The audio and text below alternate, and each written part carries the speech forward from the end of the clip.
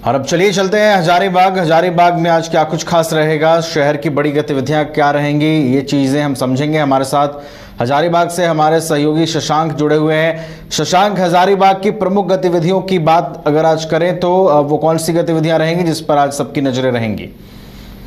देखिए नवीन, हजारीबाग की अगर गतिविधियों की बात करें तो लगातार 23 तारीख से हजारीबाग तथा राज्य के तमाम सफाई कर्मी हड़ताल पे चले गए हैं और इसका असर अब हजारीबाग जिले में देखने को मिल रहा है। सब्जी मंडी हो गई या मुख्य चौक चौराहे हो गए, सभी जगह गंदगी का अंबार लगा हुआ है और अब ये गंदगी सड़ने लगी है, बदबू देने लगी है, जिससे कि आम लोगों को खासा परेशानी हो रहा है। स्थानीय समाजसेवियों की बात करें तो हालांकि इसका विरोध भी कर रहे हैं लोग, अपने अपने तरीके से नगर निगम कर्मियों का समर्थन भी कर रहे हैं, क्योंकि इनकी जो मांगे हैं कम पेमेंट मिलता है, इसे लेकर इनकी मांगे है, 6 सूत्री मांगे हैं जिसे इन लोगों ने राज्य सरकार के समक्ष रखा है और इसी को लेकर विरोध कर रहे हैं। लेकिन अब इसका सीधा असर हजारीबाग नगर निगम क्षेत्र में देखने को मिलने लगा है और सभी जगह पर गंदगियों का अंबार होने लगा है, गंदगियां सड़ने लगी है, जिससे लोगों को खासा तकलीफ का सामना करना पड़ रहा है। तो वही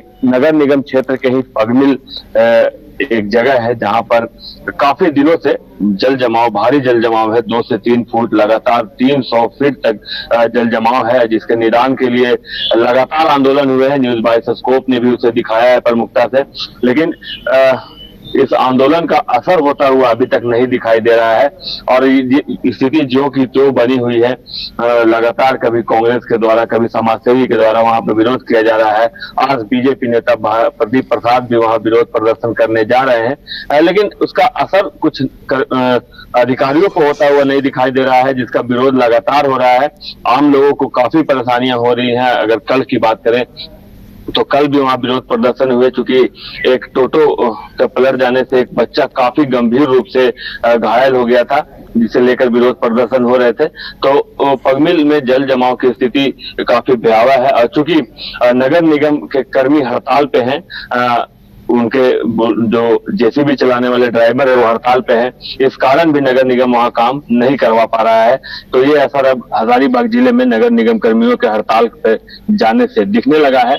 वहीं एक चीज और, जो घटना कल हुई थी उसमें एक नई जानकारी जो सामने निकल कर आ रही है।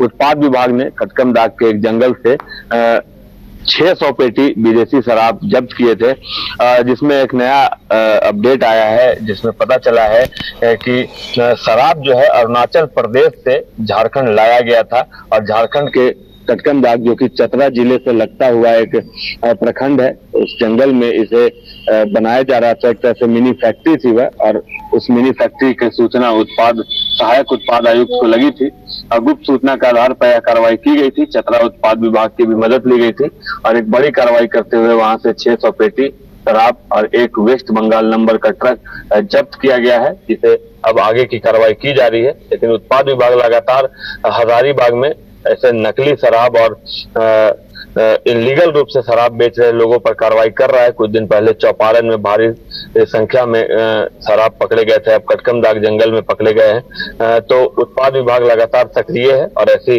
चीजों पर लगातार कार्रवाई कर रहा है। राजनीति से जुड़ी एक अपडेट और दे दूं नवीन, कांग्रेस ने कल तक यानी 30 तारीख तक अपने वैसे उम्मीदवारों की एक सूची मांगी थी, वैसे आवेदन मांगा था जो आवेदन दे सकते थे, जो सदर विधानसभा या किसी भी विधानसभा से चुनाव लड़ना चाहते हैं। तो हम सदर विधानसभा की जानकारी दे दूं, सदर विधानसभा में सबसे ज्यादा 30 से भी ज्यादा ऐसे लोगों ने आवेदन दिया है जो सदर विधानसभा से कांग्रेस से टिकट चाहते हैं और चुनाव लड़ना चाहते हैं। तो काफी दिलचस्प मुकाबला हो गया है, जिसमें बड़े बड़े नाम भी शामिल है। मुन्ना सिंह जो वरिष्ठ कांग्रेस के नेता हैं, विनोद कुशवाहा, और पिछले बार जो दूसरे स्थान पर रहे आरसी मेहता, इन सब लोगों ने फिर से एक बार आवेदन दिया है। हालांकि अब देखना यह होगा कि कांग्रेस किस पर भरोसा जताती है और किसे मैदान में उतारती है। वही हाल बीजेपी का भी है, बीजेपी से भी कई लोग हैं जो लगातार सक्रिय हैं और चुनाव लड़ना चाहते हैं। तो अब देखना यह होगा कि कांग्रेस किस पे भरोसा जताती है, बीजेपी किस पे भरोसा जताती है, क्योंकि मनीष जायसवाल के सांसद बनने के बाद बीजेपी में भी काफी होल है टिकट के लिए। तो दोनों ही पार्टियों में काफी लोग हैं जो विधानसभा चुनाव लड़ना चाहते हैं और अपनी अपनी पार्टी में दावेदारी ठोक रहे हैं। चलिए, तो बहुत बहुत धन्यवाद शशांक हमारे साथ जुड़ने के लिए और तमाम जानकारियों के लिए। पेड़ा नगरी घोड़मारा का 70 वर्षों का विश्वास सुखाड़ी मंडल पेड़ा भंडार एवं सुखाड़ी मंडल गार्डन एवं रूबी रेस्टोरेंट बम श्रद्धालुओं के लिए सेवा में सदा तत्पर है। गाय के शुद्ध दूध से निर्मित शुद्ध पेड़ा, शुद्धता की गारंटी। प्रोपराइटर रोहित मंडल के लिए श्रद्धालुओं का विश्वास ही आशीर्वाद। जय बाबा वैद्यनाथ, जय बाबा बासुकीनाथ। घर के लिए ग्रोसरीज की जरूरत हो या चाहिए फल और सब्जी, डेयरी या बेकरी प्रोडक्ट्स चाहिए या beverages, snacks and branded foods चाहिए हो या ब्यूटी प्रोडक्ट्स, अब इनके लिए अलग अलग दुकानों की तलाश हुई खत्म, क्योंकि रांची में खुल गया है केस्टोमार्ट, जो रखे आपका और आपके बजट का ख्याल। हर सामान पर 5% की छूट, होम डिलीवरी की सुविधा भी। आज ही पधारें। केस्टोमार्ट, one stop solution for every customer's requirements. Call 9153989339. 5 राज्य, 61 शहर, 150 प्रोजेक्ट और एक वास्तु विहार। नई सोच, नया घर। बनाए रखिए अपना प्यार, सेवा में है वास्तु विहार।